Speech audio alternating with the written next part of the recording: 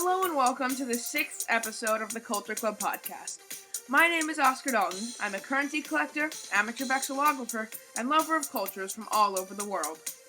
If this is your first time listening, welcome. I hope you learned something today. And if you're coming back to the podcast, thank you so much for supporting us. Today's episode will be on Germany. So without further ado, let's get into the culture.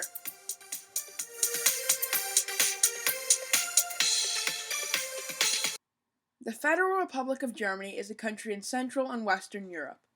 Germany borders Denmark to the north, Poland and Czechia to the east, Austria and Switzerland to the south, and France, Luxembourg, Belgium, and the Netherlands to the west. Germany covers an area of 137,847 square miles, or 357,022 square kilometers. This is around the same size as the American state of Montana. This makes Germany the 7th largest country in Europe. The demonym of Germany is German, so someone from Germany would be German. The official language of Germany is German, and there are no recognized regional languages. 80 million people live in Germany. 87% of the German population is ethnically homogeneous, being born in Germany. 1.8% of the population is Turkish, 1% of the population is Polish, and another 1% of the population is Syrian. Those are the biggest ethnic groups in Germany. 27% of people in Germany are Catholic, 25% are Protestant, 5% are Muslim, 2% are Orthodox, and 38% are atheist or agnostic. The capital and biggest city in Germany is Berlin, with 3.5 million people living in the city borders. Usually here I name all the cities in the country that have over 100,000 people living in there, but Germany has 79 cities with over 100,000 people living in their borders. So today I'll just list the 13 cities, excluding Berlin, with a population of over 500,000 from lowest to highest.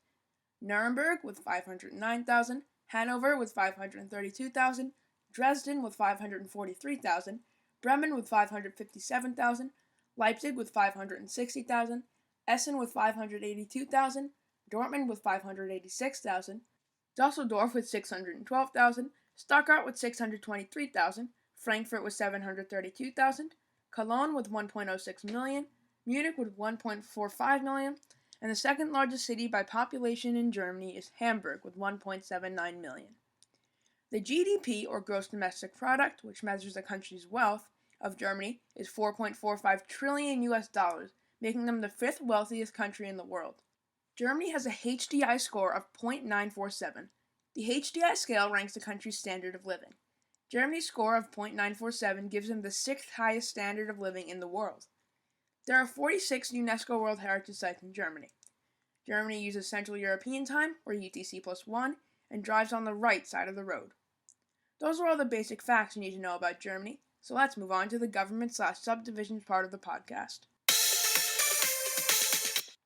Germany is a federal parliamentary representative democratic republic. This basically means that the citizens of Germany vote people into parliament based on where they live. The German parliament uses the mixed member proportional representation voting system. The MMPR is where voters get 2 votes. One vote for a candidate who they want to represent their constituency, and another vote for a political party, who get a certain number of seats based on the percent of the votes they got. There are 3 branches of German government. The legislative branch makes the law, the executive branch enforces the law, and the judicial branch which applies the law to legal cases. The leaders of the legislative branch are the German parliament. More on that in a minute. The leader of the executive branch is the federal president and the cabinet, who assists the federal president in ruling the country. The judicial branch is led by the German Federal Constitutional Court, a German equivalent to the Supreme Court. The German parliament is bicameral, meaning they have 2 houses in parliament. One house is the Bundestag. The Bundestag is elected every 4 years. The Bundestag is 709 members currently, but that can change because of overhang seats. Overhang seats are the seats that parties get when voters choose a person from one party to represent their constituency and a different political party for the nationwide vote. It's very complicated and mathy, and I don't really understand it myself that much, so if you want to learn more about overhang seats, I encourage you to do your own research. There are 398 German MPs in the ruling coalition. 200 from the CDU, or Christian Democratic Union, 46 from the Christian Social Union of Bavaria, and 152 from the Social Democrat Party of Germany. There are 311 MPs that represent the opposition coalition. 89 from the German Alternative Party, 80 from the Free Democrat Party, 69 from the German Left Party, 67 from the Green Party, 2 from the Liberal Conservative Reformers, 2 independents, and 1 member from Die Partei, a German anti-fascist party. The other house of German parliament is the Bundesrat. The Bundesrat is where each German state gets a certain number of votes. The elections of the Bundesrat are staggered, happening in each state at different times every 5 years. There are 69 members of the Bundesrat. The leader of Germany is the leader of the governing coalition. They are known as the Chancellor. The current German Chancellor is Angela Merkel. Following the fall of the Berlin Wall, Angela Merkel was one of the main democratic advocates in Eastern Germany, and was a member of East Germany's only democratically elected leader, Lothar de Maizière. In 1990, Merkel became the leader of the newly merged German Christian Democratic Union, or the CDU, that's still in power today. She was the Minister for Women and Youth and the Minister of the Environment of the Bundestag. In 2005, she became Chancellor for the CDU. There are 13 German Länder, or states. There are also 3 administrative cities that work just like the states. The 3 cities are Berlin, Bremen, and Hamburg. And the 13 states are Baden-Württemberg, Bavaria, Brandenburg, Hessen, Lower Saxony, Mecklenburg-Vorpommern, North Rhine-Westphalia, Rhineland-Palatinate, Saarland, Saxony, Saxony-Anhalt, Schleswig-Holstein, and Thuringia. The biggest states by population are North Rhine-Westphalia, which contains the cities of Dusseldorf and Cologne, and Bavaria, which contains the city of Munich. The lowest populated states are the Free Hanseatic city of Bremen, yes, that is the full name, with a population of 683,000, and Saarland with a population of 990,000. That's all you need to know about the government and subdivisions part of the podcast. So let's move on to the languages of Germany. The German language is an official language in Germany, Austria, Switzerland, Belgium, Liechtenstein, Luxembourg, the South Tyrol region of Italy, and the Opel Voivodeship in Poland.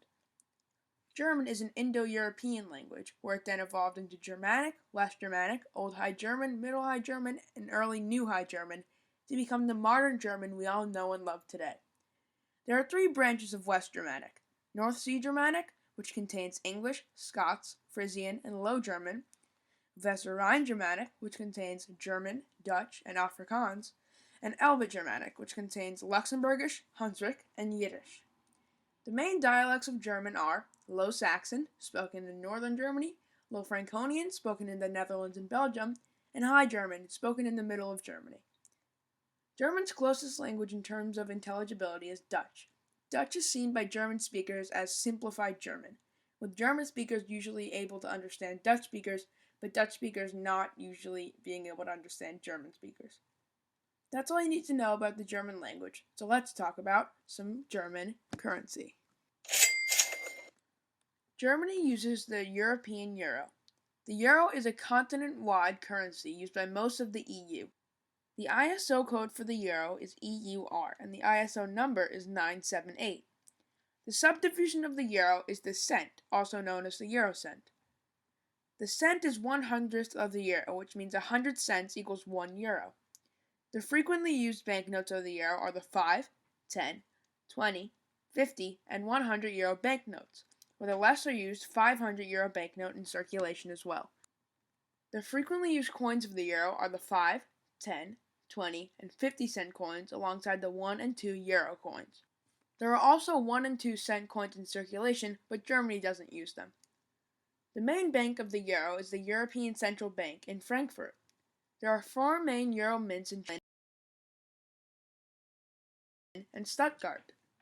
All of these mints produce coins with German markings on them, and only produce coins for Germany, except for the Stuttgart mint, which strangely produces coins for Latvia also. That's all you need to know about the euro, and specifically the German part of the euro, so let's talk flags. Deutschland, Deutschland, über alles in der Welt, denn es steht zu. To start off this flag segment, I encourage everyone listening that wants to learn more about the German flag to look them up while I'm talking about them to get an actual visual representation of them. Because, as a wise person once said, a picture is worth 1,000 words. The flag of Germany is a black, red, and gold or yellow horizontal tricolor. The yellow or gold represents generosity, the red represents bravery, strength, and valor, and the black represents determination. The coat of arms of Germany is a black eagle with a red beak, tongue, and feet on a gold or yellow shield. This is the oldest coat of arms in the world and the oldest national symbol in Europe. Because of how old it is, there is no official explanation on what the colors mean. In Bavaria, there is an active separatist movement, so I'll explain the flag of them too. The flag of the Free State of Bavaria is a horizontal bicolor, like Ukraine or Poland, and on top it's white and the bottom is light blue. These represent the so-called heavenly colors, or the colors of the rivers of Bavaria. That's all you need to know about the German flag, coat of arms, and the Bavarian flag, so let's move on to the food and music part of this episode.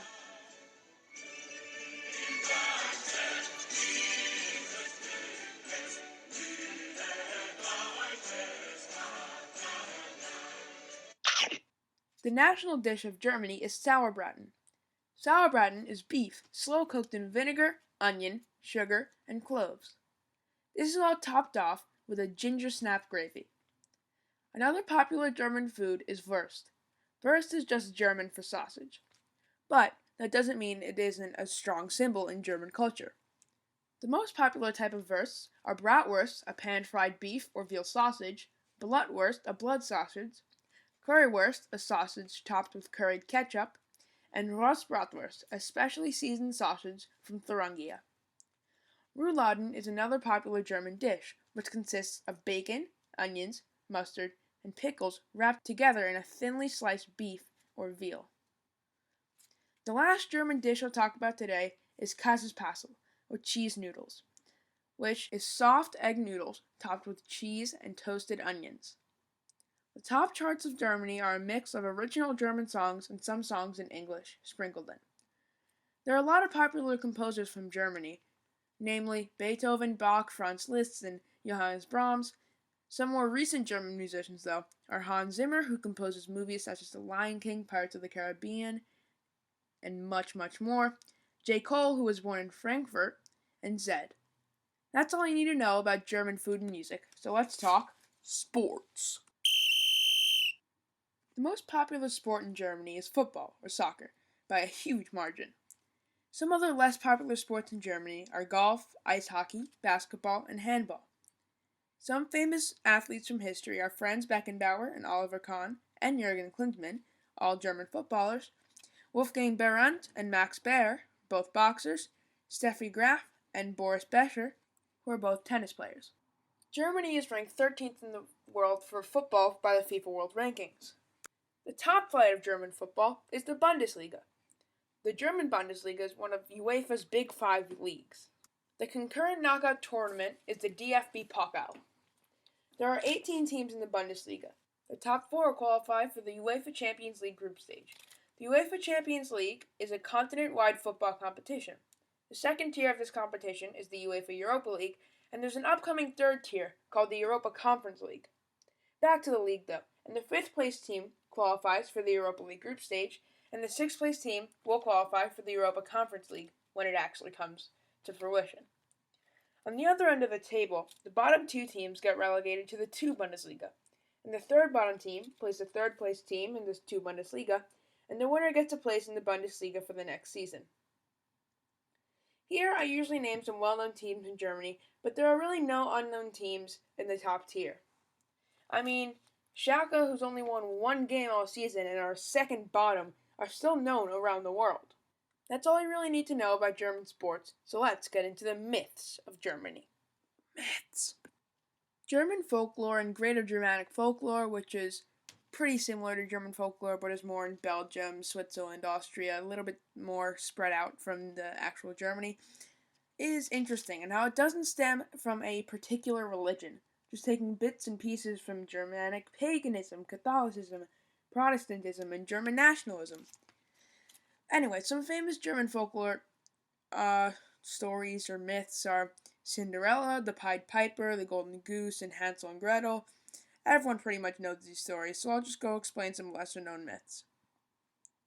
The story of Lorelei is the story of a nymph who sang a song so hypnotizing that no sailor could resist. She tried to get her husband through these songs, but they all died when they crashed upon the rocks trying to get to her. And that's the end of the story. A lot of these lesser known German folklore stories are pretty much the same as the story of Lorelei. Someone wants something, then someone brings them something, and it's either not what they expected or the person just dies in front of them. So, I think that's all you really need to know about the story of Lorelei, German folklore as a whole. So let's investigate into some German history. Sehr geehrter Herr Generaldirektor Tedros, Exzellenzen, sehr geehrte Damen und Herren. Wir erleben eine globale Krise. Fast 5 Millionen Menschen weltweit, die sich Stand heute mit dem Coronavirus infiziert haben und ebenfalls Stand heute rund 300.000 Todesfälle weltweit, außerdem geschlossene Grenzen und herbe Einschnitte im That was Angela Merkel, the current Chancellor of Germany, just addressing coronavirus and trying to introduce her plan. So, yeah, let's get into some German history. The first time a distinct German people or German state was really recognized was during Julius Caesar's reign as Roman Emperor, when he differentiated Germania, which is Germany, from Gaul, France. During this time, there wasn't a German state, but it was more like a German group of tribes that they didn't really work together, but they were still all fighting the Romans at the same time. Germany was still inhabited by a bunch of different tribes until the 5th century, when the Franks, or the French, conquered most of present-day Germany. In 840, the Franks fell, and Germany fell under control of the Kingdom of East Franks, who controlled most of West Poland, Czechia, Slovakia, a little piece of Romania and Bosnia. The Kingdom of East Franks kept growing to the west and south, but lost lands in the east. They also renamed themselves the Kingdom of Germany, to distance themselves from the French. In 960 AD, the Holy Roman Empire replaced the Kingdom of Germany as a German state. The Holy Roman Empire was a loose confederation of semi-independent duchies, kingdoms, empires, you name it, they had it probably. And after the collapse of the HRE in 1806, which lasted a while, there was a period of Kleinstaaterei, or small statery, where there was just hundreds of states and city-states who stood where the HRE used to. There are two main powers in this era, in the German region, Prussia and the Austrian Empire. They were both trying to increase their sphere of influence and increase their borders into Germany. This led to a bunch of proxy wars and even some real wars between Prussia and Austria themselves.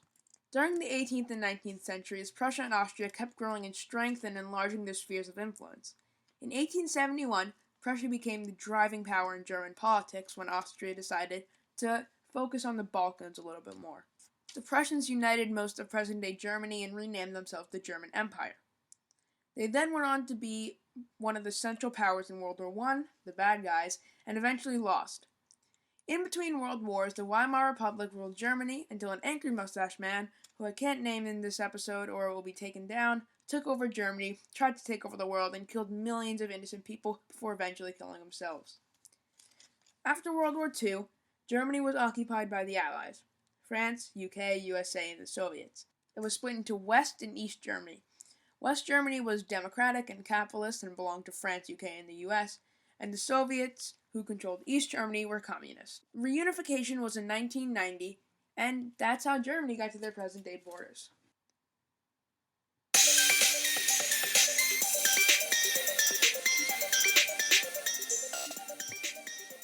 Congratulations, you've made it to the end of this episode. If you found it at all interesting, please like, subscribe, follow, and comment wherever you're listening. If you want to get in contact with me, you can find me on YouTube and SoundCloud as the Culture Club Podcast, on Facebook as Oscar Dalton, and on Twitter at Culture Club Pod 1. Stay tuned for next week's episode on Estonia, and I'll see you next week.